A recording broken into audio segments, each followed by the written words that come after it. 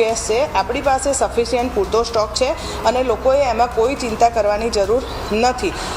સાહેબે વિવિધ ગેસ એજન્સીઓ સાથે પણ મિટિંગ કરી છે અને વિવિધ ગેસ એજન્સીઓને પણ સૂચના આપી છે અને નીચે તાલુકા મામલતદારશ્રીઓ સાથે પણ બેઠક કરી છે અને તાલુકા મામલતદારશ્રીઓને પણ જો તાલુકાઓમાં બિનજરૂરી કોઈ સંગ્રહ થતો હોય કે બ્લેક માર્કેટિંગ થતું હોય તો એના પર પણ સાહેબે સખ્ત પગલાં લેવા માટે પણ સૂચના આપી છે.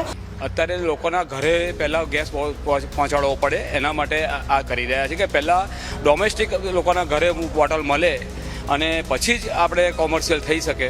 જો ઘરમાં જ બોટલ નહીં મળે તો આગળ શું કરશો? જે આપણી જરૂરિયાત છે એનાથી વધારે પેનિક બુકિંગ આવી રહ્યું છે. ગભરાવા જેવું કશું નથી. બધો માલ બધા જોડે છે જ, સરકાર જોડે બધું. સરકાર ટોટલ એની પર એ કરી રહી છે પણ લોકો ગભરીને જે બુકિંગ કરી રહ્યા છે એના લીધે આ પ્રોબ્લેમ છે.